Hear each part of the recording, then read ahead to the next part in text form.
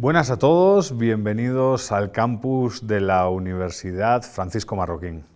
Hoy tenemos aquí con nosotros a Iván Vélez. Iván Vélez está disfrutando de una breve estancia aquí en nuestro campus y vamos a conversar con él sobre historia y diferentes temas.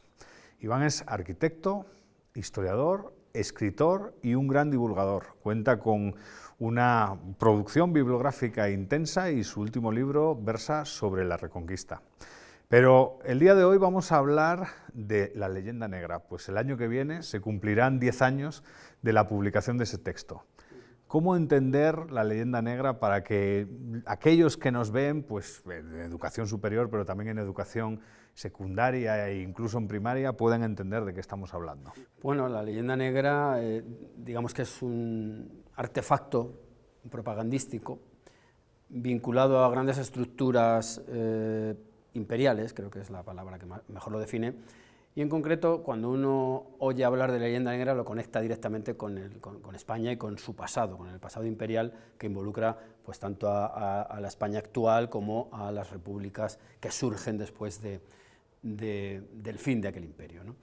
Y creo que la leyenda negra es, para que se entienda con facilidad, una distorsión de los hechos históricos, según la cual los episodios negativos que toda sociedad política tiene, y más en un despliegue de tal magnitud, se aumentarían, es decir, lo negativo se aumentaría y los logros o los aspectos más positivos se aminorarían. Es como si interpusiéramos entre el espectador y esos hechos históricos pues una especie de espejos que deformarían ese pasado, y lo interesante en cuanto al análisis de este fenómeno tan complejo es la persistencia de la leyenda negra antiespañola, sobre todo porque ya no existe el Imperio Español y sobre todo porque España no es una potencia mundial que pudiera tener grandes enemigos. Sin embargo, está vigente todavía esa leyenda negra, y sobre todo lo que hay que decir al respecto es que el mundo hispano, el español y el hispano en general, lo tiene muy asumido. Tienen un pasado del que a menudo se avergüenzan porque han interiorizado esa propaganda a lo largo de los siglos.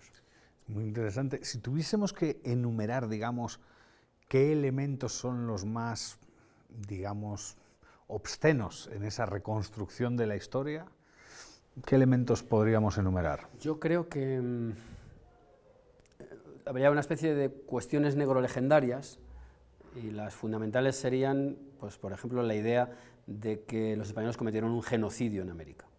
Claro, es una idea que choca además con la realidad del mestizaje, pero que ha permeado a gran parte de esta parte formal del mundo que llamamos hispanidad. Yo creo que la cuestión o la acusación de haber cometido un genocidio sigue siendo uno de los temas negrolegendarios por antonomasia. ¿Qué decir, por supuesto, de la Inquisición?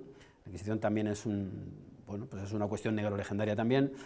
Y luego pues hay otras modulaciones diferentes, la idea del español caricaturizado y por ende también el hispano como un vago, un hombre poco dotado para la ciencia. En fin, son aspectos que yo creo que en ese sentido configurarían ese armazón propagandístico del que estamos hablando.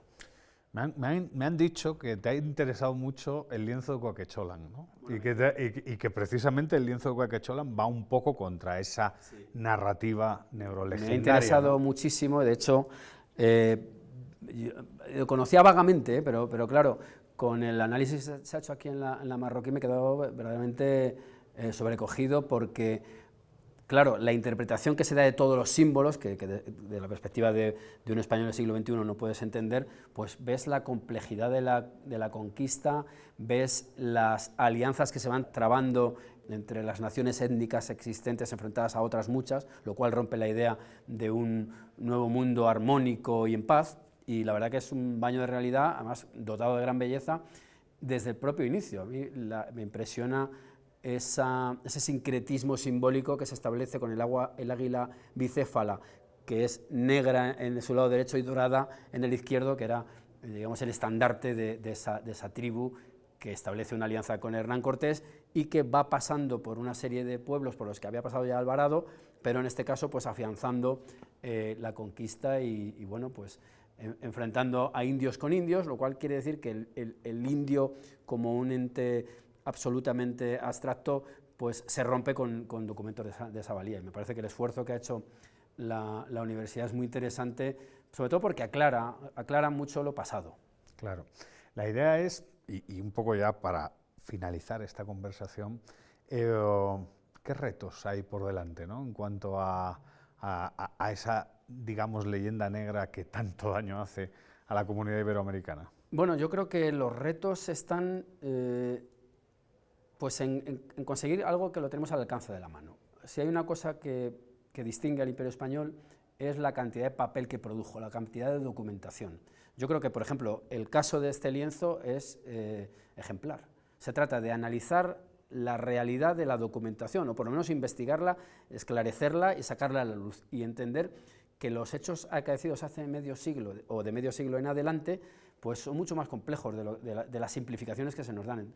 Creo que entender que un exceso de identitarismo puede acabar con el legado común es el reto que tenemos ante el futuro, y sobre todo, pues evidentemente, ya que estamos conversando en esta lengua, pues darnos cuenta de la maravilla que tenemos de podernos mover por todo un continente hablando con diferentes acentos, por supuesto, con ajustes en cuanto a vocablos locales, pero que nos permite una comunicación maravillosa, y el reto es mantener por lo menos este legado que no es poco, ¿eh?